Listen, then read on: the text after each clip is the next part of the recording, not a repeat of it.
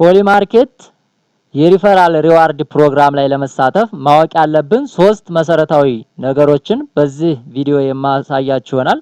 ለቻናሉ አዲስ ከሆናችሁ ሰብስክራይብ አድርጋችሁ ቤተሰብ ሁኑ። እንዲሁም ደግሞ ቪዲዮ ቫይራል እንዲወጣ ሁላችሁም ላይክ አድርጉና ጀምሩልኝ። ቀጥታ ወደ አስኩላችሁ መረጃ ነው የማልፈው።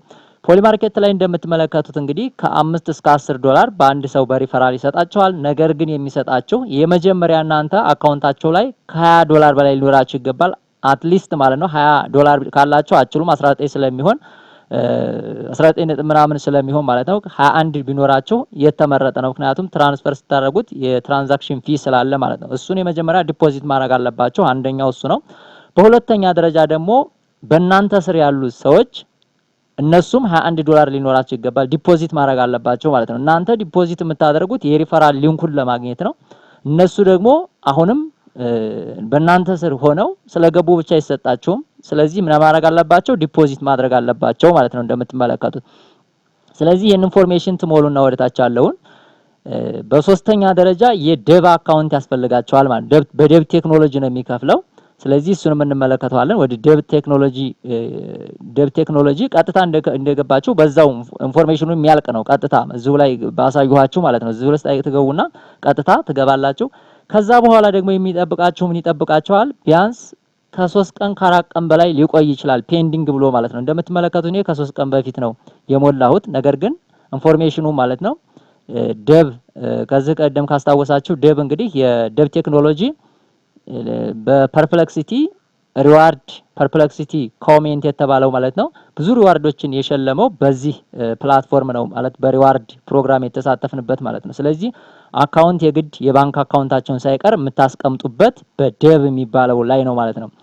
ደብ ቴክኖሎጂ ይባላል። አካውንታችሁን የሲቢቴታ እንደዚህ የሚባል የኢትዮጵያ ስዊፍት ኮድ ምናምን አለ። እዛ ላይ በደንብ ትሞላላችሁ። እሱን ከፈለጋችሁ እንዴት እንደሚሞላ ምናምን ቴሌግራም ቻናል ላይ አሳያችኋለሁ፣ ወይም ደግሞ ይሰራል ለምትሉ ከሆነ ዲስክሪፕሽን ቦክስ ላይ አስቀምጡልኝ። ስለዚህ ይሄንን አድርገን እንኳን ደግሞ የሶስተኛው እንግዲህ ይሄ ነው ማለት ፔንዲንግ ብሎ ይቆያል ማለት ነው። 3 ቀን 4 ቀን ዶላሩንም ማስገብተን ማለት ነው። ማስገባቴን ቼክ ላድርግና ላሳያችሁ።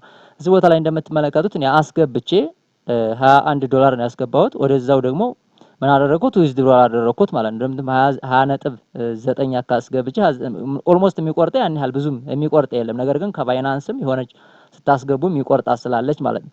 ይሄን ለማድረግ ደግሞ ዲፖዚት ለማድረግ ምን ያስፈልጋቸዋል? ቪፒኤን ያስፈልጋቸዋል ማለት ነው። እዚህ ቦታ ላይ ቪፒኤን ስትጠቀሙ ነው ይሄ እዚህ ቦታ ላይ ዲፖዚት የሚለው የሚበራላችሁ። ዲፖዚት እንግዲህ ማድረጉ ቀላል ነው፣ ያን ያህል እንትን የሚል አይደለም። እዚህ ቦታ ላይ ዲፖዚት ማድረግ ትችላላችሁ። ዩኤስዲሲ የሚለውን ወደ ዩኤስዲቲ አድርጋችሁ እዚህ ቦታ ላይ ቀጥታ መቀየርና ማስገባት ትችላላችሁ ማለት ነው። እዚህ ቦታ ላይ እንደምትመለከቱት ዩኤስዲቲ ያላችሁ ከዛ በኢቴሪየም የሚለውን እዚህ ቦታ ላይ ደግሞ ተቀይሩታላችሁ ወደ የምትፈልጉት የኔትወርክ አድሬስ ማለት ነው። ከዛ ቢኤስሲ የባይናንስ አደረኩኝ። ከዛ ይሄንኛው ምንድነው ኮፒ አድርጌ ወደዚህ አንጥቼ ምንድነው ማድረገው ማለት ነው ወደ polymarket.com ላይ ማለት ነው የራሴ አካውንት መጀመሪያ አካውንት ሊኖራችሁ ይገባል። እሱን ያን ያህል ያው ስለምታውቁ ብዬ ነው። የራሳችሁ የፖሊ ማርኬት አካውንት ግዴታ መኖር አለበት። ከዛ ዊዝድሮ ታደርጋላችሁ፣ ዲፖዚት ታደርጋላችሁ ማለት ነው።